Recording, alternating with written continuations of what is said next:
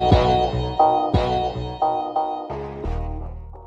लोग हिंदी में काव्य खंड के 7वें नंबर चैप्टर को पढ़ रहे थे जिसका नाम है हिरोशिमा, जो कि एक बहुत ही ज़्यादा महत्वपूर्ण चैप्टर है। और इस चैप्टर से संबंधित पिछले 2 वीडियो में हम आपको इस चैप्टर का पूरा सारांश और पूरा प्रश्नोत्तर बता दिए हैं।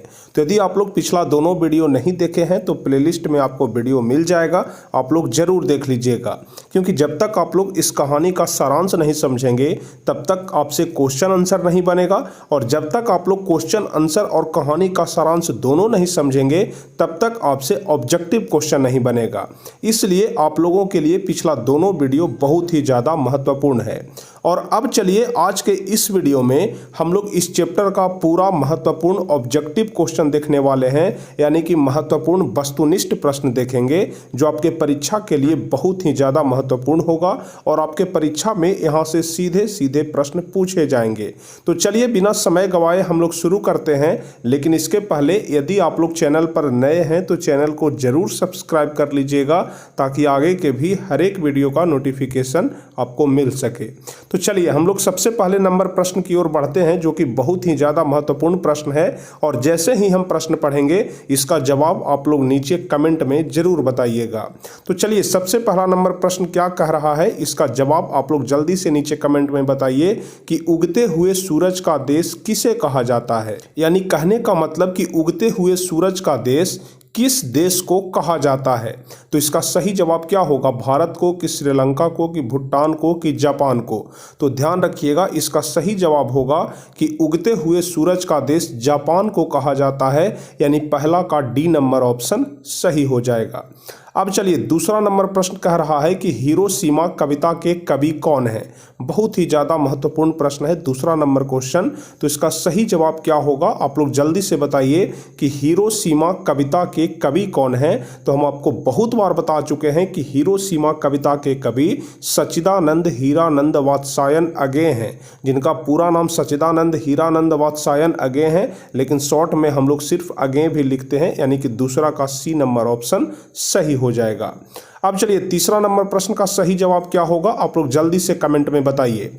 बिल्कुल सही सही आपको जवाब देना है, इतना पूरा कोशिश करना है। चलिए तीसरा नंबर प्रश्न कह रहा है कि अगे एक प्रमुख कवि के साथ साथ और क्या थे।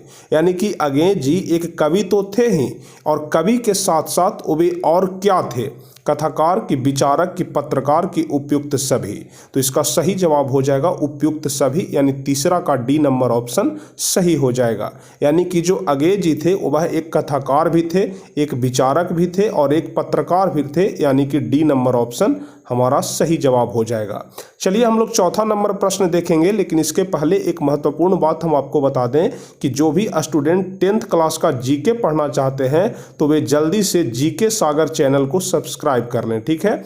जीके सागर चैनल को, और जीके सागर चैनल का लिंक नीचे डिस्क्रिप्शन में दिया हुआ है, तो यदि चाहें तो आप लोग जरूर सब्सक्राइब कर लीजिएगा, आपको बहुत ज़्यादा फायदा होगा। अब चलिए हम लोग चौथे नंबर क्वेश्चन की ओर बढ़ते हैं, जिसमें कह रहा है कि अगे किस काल के प्रमुख कवि हैं। यानी कि सच्चिदानंद हीरानंद वात्स्यायन अगे किस काल के प्रमुख कवि हैं। तो चौथा का सही जवाब हो जाएगा आधुनिक काल के, यानी चौथा का डी नंबर ऑप्शन सही जवाब होगा।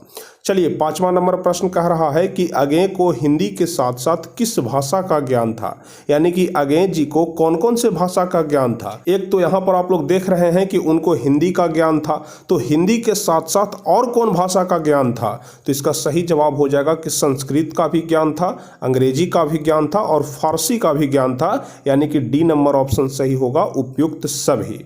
अब चलिए छठा नंबर प्रश्न कह रहा है कि हिरोशिमा अगे के किस काव्य से संकलित है। यानी कि आपका जो यह चैप्टर है हिरोशिमा, यह अगे जी के किस काव्य से लिया गया है। तो हम आपको सबसे पहले क्लास में ही बताए थे कि सदा नीरा से संकलित किया गया है आपके इस चैप्टर हिरोशिमा को, यानी छठा का ए नंबर ऑप्शन सही हो जाएगा। अब चलिए सातवां नंबर प्रश्न सही जवाब क्या होगा, इसको जल्दी से आप लोग बताइए। और जो भी स्टूडेंट अभी तक वीडियो को लाइक नहीं किए हैं तो कृपया करके जल्दी से आप लोग वीडियो को लाइक कर दीजिएगा, ताकि ज़्यादा से ज़्यादा लोग हमारे इस लाइव सेशन में जुड़ सकें। तो चलिए जल्दी से बताइए कि अगे का पूरा नाम क्या है। तो इसका सही जवाब तो बहुत ही ज़्यादा आसान है, सच्चिदानंद हीरानंद वात्स्यायन अगे, यानी कि डी नंबर ऑप्शन सही हो जाएगा। चलिए 8वां नंबर प्रश्न कह रहा है कि अगें का जन्म कब हुआ। अगें जी का जन्म कब हुआ था, तो इसका भी जवाब आप लोगों को पता होगा कि 1911 ईस्वी को, यानी कि बी नंबर ऑप्शन हमारा सही जवाब हो जाएगा। चलिए 9वां नंबर प्रश्न कह रहा है कि अगें का जन्म कहाँ हुआ था। यह वाला प्रश्न भी बहुत ज़्यादा महत्वपूर्ण है कि अगें का जन्म कहाँ हुआ था, तो इसका सही जवाब हो जाएगा कसया कुशीनगर, जो कि उत्तर प्रदेश में पड़ता है, यानी कि 9वां का डी नंबर ऑप्शन सही जवाब होगा। अब चलिए आगे हम लोग बढ़ेंगे 10वें नंबर प्रश्न की ओर, जिसमें कह रहा है कि अगें के पिताजी कौन थे, यानी कि सच्चिदानंद हीरानंद वात्सायन अगें के पिताजी का क्या नाम था। तो 10वां का सही जवाब हो जाएगा डॉक्टर हीरानंद शास्त्री। आप लोगों को हम पहले क्लास में बताए थे कि सच्चिदानंद के पिता का क्या नाम था, डॉक्टर हीरानंद शास्त्री, यानी 10वां का सी नंबर ऑप्शन सही जवाब होगा। चलिए 11 नंबर क्वेश्चन कह रहा है कि अगें का मूल निवास कहाँ था। 11 नंबर क्वेश्चन कौन सा जवाब सही होगा, तो 11 का सही जवाब हो जाएगा करतारपुर पंजाब, यानी कि अगें का मूल निवास करतारपुर पंजाब में था। अब चलिए 12 नंबर प्रश्न कह रहा है कि कवि की दृष्टि में किसका रचा हुआ सूरज मानव को भाप बना करके सोख गया, यानी कि यह जो परमाणु बम था यह किसके द्वारा बनाया गया था, किसका बनाया हुआ सूरज था। तो इसका सही जवाब हो जाएगा कि मानवों के द्वारा, क्योंकि परमाणु बम तो प्रकृति के द्वारा, ईश्वर के द्वारा और दानव के द्वारा नहीं बनाया गया था, बल्कि मानव के द्वारा ही बनाया गया था, इसलिए 12 का सी नंबर ऑप्शन सही हो जाएगा। अब चलिए 13 नंबर प्रश्न कह रहा है कि हिरोशिमा कविता किसका चित्रण करती है। बताइए 13 नंबर क्वेश्चन कौन सा जवाब सही होगा, हिरोशिमा कविता किसका चित्रण करती है। तो 13 का सही जवाब हो जाएगा कि आधुनिक सभ्यता की दुर्दांत मानवीय विभीषिका का चित्रण करती है, यानी 13 का डी नंबर ऑप्शन सही हो जाएगा। अब चलिए 14 नंबर क्वेश्चन कह रहा है कि दुर्दांत मानवीय विभीषिका का चित्रण करने वाली कविता कौन है। दुर्दांत मानवीय विभीषिका का चित्रण करने वाली कविता कौन है, तो हिरोशिमा है, 14 का सी नंबर ऑप्शन सही हो जाएगा। बिल्कुल आसान प्रश्न है, इसलिए एक भी प्रश्न का उत्तर गलत नहीं होना चाहिए। कोशिश करना है कि जितने सारे भी प्रश्न आज के इस लाइव टेस्ट में हम आपसे पूछेंगे, हर एक का सही जवाब आपको बताना है। चलिए 15 नंबर क्वेश्चन कह रहा है कि तार सप्तक का संपादन किसने किया। तार सप्तक का जब हम आपको बता रहे थे अगें जी के प्रमुख रचना के बारे में, तो उसमें हम आपको बताए थे कि तार सप्तक का संपादन किसने किया, तो इसका सही जवाब हो जाएगा अगें जी ने, यानी कि 15 का डी नंबर ऑप्शन सही होगा। अब चलिए 16 नंबर प्रश्न कह रहा है कि हिंदी कविता में प्रयोगवाद का सूत्रपात किसने किया, यानी प्रश्न कह रहा है कि प्रयोगवाद का सूत्रपात किसने किया, तो अगें जी ने किया, 16 का डी नंबर ऑप्शन सही हो जाएगा। चलिए उसी प्रकार से 17 नंबर क्वेश्चन कह रहा है कि द्वितीय विश्व युद्ध में जो परमाणु बम था वह कौन से देश पर गिराया गया। यहाँ पर खाली स्थान में देश का नाम भरना है कि कौन से देश पर परमाणु बम गिराया गया था, जापान की, फ्रांस की, रूस की, चीन। तो 17 का सही जवाब हो जाएगा जापान पर, यानी कि ए नंबर ऑप्शन सही हो जाएगा। आप लोगों को पता है कि कौन कौन से शहर पर गिराया गया था, तो इसका सही जवाब हो जाएगा हिरोशिमा और नागासाकी पर। अच्छा, क्या आप लोगों को पता है कि हिरोशिमा और नागासाकी पर जो बम गिराया गया था उस बम का नाम क्या था? जल्दी से आप लोग नीचे कमेंट करके बता सकते हैं यदि आप लोगों को इसका जवाब मालूम है तो। ठीक है, कि उस परमाणु बम का क्या नाम था जो जापान के हिरोशिमा और नागासाकी पर गिराया गया था। चलिए तब तक हम लोग 18 नंबर क्वेश्चन पढ़ते हैं, जिसमें पूछ रहा है कि अगें को कौन कौन सा पुरस्कार मिला था।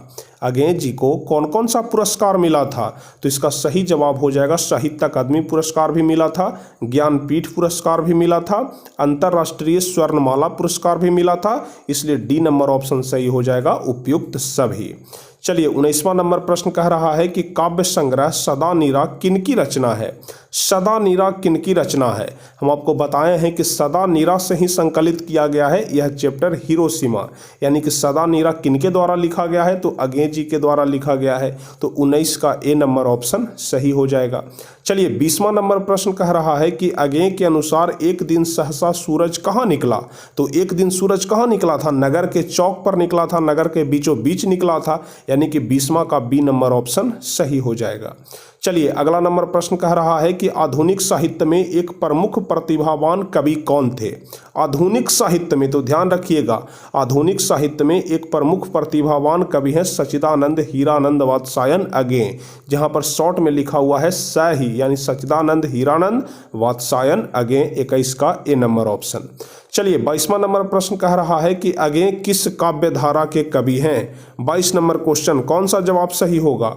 अगें किस काव्य धारा के कवि हैं, तो इसका सही जवाब हो जाएगा कि अगें जी प्रयोगवाद के कवि हैं, यानी कि बी नंबर ऑप्शन सही हो जाएगा। चलिए 23 नंबर प्रश्न कह रहा है कि हिरोशिमा किस देश में है। यह वाला प्रश्न भी बहुत ज़्यादा महत्वपूर्ण है कि हिरोशिमा किस देश में है। तो हिरोशिमा जापान में है, बहुत आसान भी है, इसलिए 23 का सी नंबर ऑप्शन सही हो जाएगा। चलिए 24 नंबर कह रहा है कि तार सप्तक के संपादक कौन थे। तार सप्तक, इसी प्रकार के प्रश्न आपके परीक्षा में पूछे जाते हैं, ध्यान रखिएगा, बहुत ज़्यादा महत्वपूर्ण होता है इस प्रकार के प्रश्न कि तार सप्तक किनके द्वारा लिखा गया, यानी कि तार सप्तक के संपादक कौन थे। तो अगें जी थे, 24 का डी नंबर ऑप्शन सही हो जाएगा। चलिए 25वां नंबर प्रश्न कह रहा है कि जापान पर परमाणु बम किस देश ने गिराया था। जापान पर परमाणु बम किस देश ने गिराया था। तो सबको पता है कि जापान पर परमाणु बम अमेरिका ने गिराया था, यानी 25 का बी नंबर ऑप्शन सही हो जाएगा। चलिए 26 नंबर कह रहा है कि अगें के पिता डॉक्टर हीरानंद शास्त्री एक क्या थे। बताइए, मतलब कि वे क्या काम करते थे। तो एक प्रख्यात पुरातत्ववेता थे, यानी कि जो अगें जी के पिताजी थे हीरानंद शास्त्री जी एक प्रख्यात पुरातत्ववेता थे, यानी कि 26 का ए नंबर ऑप्शन सही हो जाएगा। चलिए 27वां नंबर प्रश्न कह रहा है कि शेखर एक जीवनी किनका उपन्यास है। शेखर एक जीवनी किनका उपन्यास है। रामधारी सिंह दिनकर की, आचार्य हजारी प्रसाद द्विवेदी की, अगें की, कुंवर नारायण। तो 27 का सही जवाब हो जाएगा अगें जी, 27 का सी नंबर ऑप्शन सही हो जाएगा। चलिए 28वां नंबर प्रश्न कह रहा है कि इनमें कौन सा काव्य संग्रह अगें का है। ग्राम्य, जीर्ण जनपद, जीर्ण जनपद तो साथ में होना चाहिए, यहाँ पर आप लोग सुधार करके सदा नीरा कर लीजिएगा, ठीक है। सदा नीरा, यहाँ पर सी नंबर ऑप्शन में सदा नीरा कर लीजिएगा, छूट गया है, यहाँ पर जनपद लिखा गया है। तो 28 का सी नंबर ऑप्शन ही सही हो जाएगा कि कौन सा काव्य संग्रह अगें जी का है। तो सदा नीरा आप लोग यहाँ पर सुधार कर लीजिएगा। अब चलिए 29 नंबर प्रश्न कह रहा है कि मानव का रचा हुआ सूरज मानव को भाप बनाकर सोख गया, प्रस्तुत पंक्ति किस कविता की है। तो यह जाहिर सी बात है, आप लोग अभी तक पढ़ चुके हैं कि यह हिरोशिमा कविता की है, यानी कि 29 का बी नंबर ऑप्शन सही हो जाएगा। चलिए 30वां नंबर प्रश्न कह रहा है कि एक दिन सहसा सूरज निकला, अरे क्षितिज पर नहीं नगर के चौक पर, यह काव्यांश किस कविता की है। तो यह पंक्ति भी जो है यह हिरोशिमा की ही है कि एक दिन सूरज क्षितिज पर नहीं बल्कि नगर के चौक पर निकला। 30 का डी नंबर ऑप्शन सही हो जाएगा। चलिए 31 नंबर प्रश्न को हम लोग देखेंगे, जो कि इस चैप्टर का सबसे आखिरी प्रश्न है कि नदी के द्वीप किस कवि की रचना है। नदी के द्वीप, ध्यान रखिएगा, इस प्रकार के प्रश्न पूछे जाते हैं कि नदी के द्वीप किस कवि की रचना है। तो इसका सही जवाब होगा सच्चिदानंद हीरानंद वात्स्यायन अगें जी का, यानी कि 31 का डी नंबर ऑप्शन सही हो जाएगा। तो इसको आप लोग जरूर ध्यान रखिएगा कि नदी के द्वीप हो गया, सदा नीरा हो गया, इस प्रकार के जितने सारे भी रचना है यह सब के सब सच्चिदानंद हीरानंद वात्स्यायन अगें जी का ही है, यानी कि डी नंबर ऑप्शन इसका आप लोग सही जवाब ध्यान रखिएगा। तो कुल मिलाकर के 31 प्रश्न हम आपके सामने रखे। अब आप लोग जल्दी से कमेंट करके बताइए कि 31 में से कितने प्रश्न का सही जवाब आप लोग दे पाए हैं और कितने प्रश्न का जवाब गलत हो गया है। तो जल्दी से आप लोग कमेंट करके बताइए। हम उम्मीद करते हैं कि 31 में 30 से कम सही किसी का नहीं हुआ होगा, क्योंकि बहुत ही आसान प्रश्न था। तो कम से कम 30 तो जरूर सही हुआ होगा। तो चलिए फटाफट से कमेंट करके बताइए। बहुत सारे लोगों का कमेंट आना भी शुरू हो गया है। जी बिल्कुल बिल्कुल बिल्कुल आपका जवाब सही है, 30 सही हुआ है, 29 सही हुआ है, सर 28 सही हुआ है। चलिए बहुत अच्छी बात है, चलिए बहुत अच्छी बात है कि आप लोगों का इतना ज़बरदस्त सही हो रहा है। तो उम्मीद करते हैं कि इसी प्रकार से आप लोग मेहनत करते रहिएगा। इसी प्रकार से आप लोग जब परीक्षा में लिखेंगे तो आपको पूरा में पूरा नंबर मिलेगा। तो चलिए उम्मीद करते हैं कि आज का यह क्लास आपको बहुत ही अच्छा लगा होगा, मज़े से आप लोग क्लास किए होंगे, ज़बरदस्त लगा होगा। तो एक बार फिर से हम रिपीट करते हैं कि जो भी स्टूडेंट जीके पढ़ना चाहते हैं, जैसे अभी हम ऑब्जेक्टिव क्वेश्चन पढ़ रहे थे, इसी में यदि आप लोग जीके पढ़ना चाहते हैं, ऑब्जेक्टिव जीके, तो जीके सागर चैनल को सब्सक्राइब कर लीजिए। इसका लिंक आपको नीचे डिस्क्रिप्शन में और कमेंट में दोनों जगह मिल जाएगा। लिंक पे क्लिक करेंगे तो सीधे आप लोग जीके सागर चैनल पे ही चले जाइएगा। वहां जाकर के आप लोग सब्सक्राइब करके बेल आइकन को ऑन जरूर कर लीजिएगा। और साथ ही साथ अभी आप लोग टारगेट बोर्ड चैनल को भी सब्सक्राइब कर लीजिए, क्योंकि इसी प्रकार के मजेदार video, helpful video, Bihar board से संबंधित जितने सारे भी प्रश्न होंगे, जितने सारे भी उत्तर होंगे, एक एक प्रश्न का उत्तर हम आपको बताएंगे। इसके लिए आप लोग जल्दी से चैनल को सब्सक्राइब कर लीजिए। तो चलिए फिर मिलते हैं अगले क्लास में, तब तक के लिए जय हिंद, धन्यवाद।